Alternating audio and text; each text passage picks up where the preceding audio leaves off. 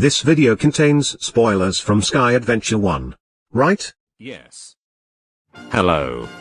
With the release of Sky Adventure 2, Episode 4, Saint Melissa, Steve's story is extended. That's why I'd like to make a summary of Sky Adventure 1. In addition, this video will fill in some of the gaps that may have been left in the timeline, and add some new information. Let's start with it.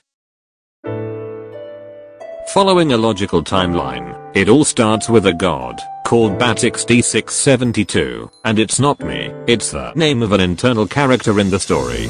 A god who decides to create an entire planet, where it would evolve over the centuries.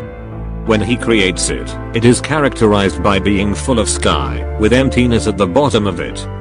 A century later, he decides to generate small lands, or floating islands, where living beings and animals will be born from nothing, and where they will explore new territories and live in peace. It is from the end of that century where this god generates underneath those floating islands a whole flat territory that would mean almost a whole new way of life and unexplored. This story would begin shortly before this last event I have mentioned. Steve Clayson is a 20-year-old boy who lives far away from towns and other people. He makes a living for himself and is happy. One day, when he goes to put his things in his chests, he realizes that he has lost an object of great value that he got 5 years ago, a diamond. This mineral had a great economic value, and Steve had planned to keep it, so that one day he could sell all the minerals he had collected and become rich. With this serious problem in mind, the young Clayson decides to start a great adventure in search of his diamond on the continent of Ignis. In the first episode, Steve goes through a wild jungle where he will have to escape from numerous enemies. In the second episode, the protagonist arrives in the ice region, a place where he passes the lighthouse, and where he meets a caged villager who asks him for help, as monsters have locked him up. Only Steve could save him, if he could kill the enemies up ahead. The protagonist is victorious, saving the villager. Then, he enters the mouth of an ancient golden creature, where he will have to choose one of 3 routes, where 2 will lead to nothingness, and 1 to the continuation. Steve chooses the right path, arriving at the electric jungle. The third episode takes place in this electric jungle, where the protagonist will go through multiple trials such as parkour or combat. At the end, he goes through a tunnel that leads him to another road, where he finds a diary of a certain Jacob, who tells him that he has also gone through that road to find a friend of his. Episode 4 is set in the desert, where Steve has to pass through a clock tower. After that test, the boy goes through a long road that will lead him to a labyrinth, a camp, a prison and the entrance to the world of pumpkins.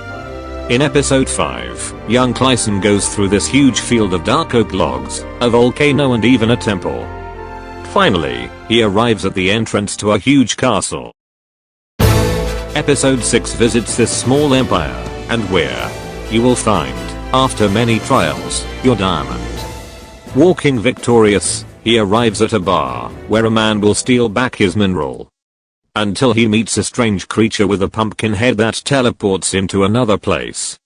Steve, confused, arrives at a machine, which contains a message from the monster next to it, challenging him to meet again, but at the starting point of this adventure, in the place where the first episode takes place.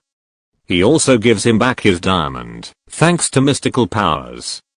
Finally, episode 7 and the last episode of season 1, is about this monster making a curse, and changing some things in the journey Steve took up to that point, having to make his way back with new obstacles and enigmas to solve. When he arrives on his way to the starting point, he meets the monster who reveals to him that the diamond that Steve possesses, apart from having a great economic value, contains a powerful energy that could enhance, or even destroy creatures made of soul sand like him, thus beginning the final battle. The protagonist defeats the monster, and it prepares an explosion of soul sand that will flood the entire continent in darkness. But, Steve has a moment of reflection in his mind, where he has to choose what to do, either sacrifice his diamond, and thus with that power, destroy the monster, and prevent evil from consuming Ignis, or sacrifice the continent, but saving his diamond. The Canonical Ending. is the one where young Tyson sacrifices his diamond, putting an end to this creature, and returning to live in peace. The end. Not really, because there is also season 2. Thanks for have watched this video, and see you next time.